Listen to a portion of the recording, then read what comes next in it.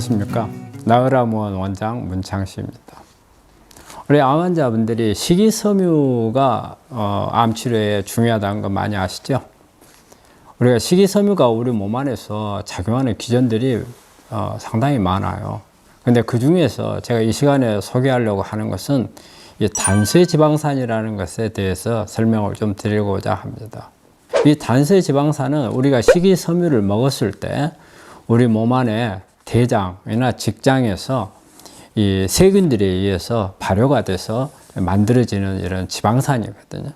근데 대개 우리 장 안에 있는 이 피르미큐테스라는 이 균이 이러한 기능을 합니다. 이 균에 의해서 단수지방산이 많이 만들어지는데 우리 암 환자들한테 우리가 식이섬유를 먹는 이유 중에 하나가 이 단수지방산이 아주 중요합니다.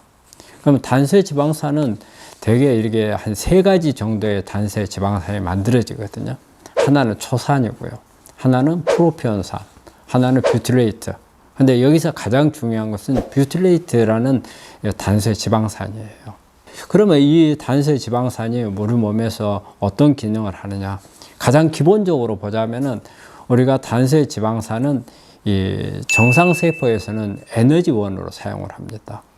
그래서 우리 미토콘드리아에서 뷰틸레이트를 이용을 해서 에너지를 만들어냅니다. 그래서 우리에게 지방산이기 때문에 상당히 높은 칼로리도 만들어낼 수가 있습니다. 그런데 암세포에서는 사실 미토콘드리아가 없거나 미토콘드리아가 기능을 못해요.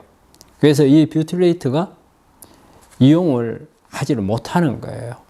이용이 되질 않고 어때요? 세포 안에 농도만 높아지잖아요.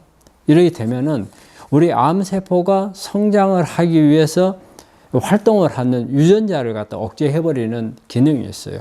그 중에서 가장 중요한 기능이 H닭이라는 이런 유전자를 끌 수가 있어요. 이 유전자의 활동을 억제를 시켜버려요. 그러면 이 H닭이라는 유전자는 어떤 기능을 하느냐? 우리가 암 중에서도 줄기세포, 암 줄기세포 쪽으로 유도를 하는 그런 유전자예요. 그래서 악성암에 많이 뜹니다. 예를 들어 가지고 뭐 흉막전이가 왔다든지 복막전이가 왔다든지 이런 경우에 우리가 상당히 말기적으로 보잖아요.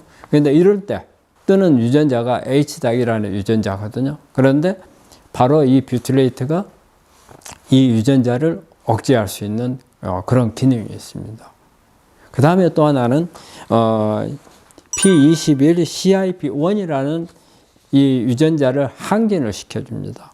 그러면 암을 악성으로 유도를 하는 CDK라는 이 유전자를 억제를 시켜서 암을 억제하는 이런 기능을 하고요.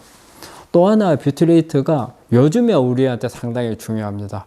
코로나 바이러스에서 관여를 하는데 이 뷰틸레이트가 또 관여를 합니다. 그래서 자신을 코로나로부터 좀 예방을 하려고 한다면 식이섬유를 많이 먹는 게 또 하나의 답이 될 수도 있습니다. 그 다음에 이 뷰틸레이트가 중요한 또 하나의 기능이 뭐가 있냐면요. 요즘에 암 치료하는데 케톤 식이요법을 상당히 환자들한테 많이 권합니다. 근데 실제적으로 케톤 식이요법이 상당히 어렵습니다. 저탄수화물 고지방식을 먹으라고 하잖아요. 그런데 우리가 저탄수화물을 먹는 게 어려워요. 그리고 또 고지방을 먹는 것도 어렵습니다. 우리가 사람들이 좋아하는 게 탄수화물 쪽이 많잖아요.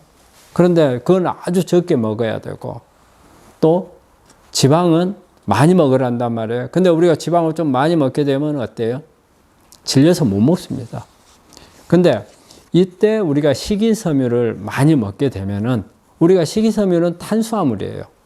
하지만 이 안에서 단수지방산으로 바뀌는 겁니다. 대장에서. 그래서 오히려 우리가 지방을 먹는 거하고 같은 효과를 낼 수가 있어요. 그래서 우리가 탄수화물을 먹으면서 저탄수화물 효과를 낼 수 있고 고지방 효과를 낼 수 있는 그런 효과가 있습니다. 그래서 단수지방산 이 중에서 뷰틸레이트는 우리가 케톤식을 하는데도 도움을 줄 수 있다는 거죠. 그래서 우리 암 환자분들을 우리가 식이섬유를 많이 먹으라는 이유 중에 하나가 이런 뷰틸레이트 단수지방산의 효과를 보기 위해서도 권하는 겁니다. 우리가 특히 제가 권하는 분들은 전이 되거나 재발되는 환자분들, 이런 분들은 꼭 식이섬유를 꼭 많이 섭취를 했으면 하고요. 또 하나 이 케톤 식이를 하려고 하는 분들은 우리가 그냥 지방만 무조건 먹는다고 생각을 하시는데 식이섬유를 같이 먹는 것도 이 케톤식에 들어간다는 거. 예, 그래서 이걸 참고로 하시면은 치료하는 데 많이 도움이 되리라고 생각합니다.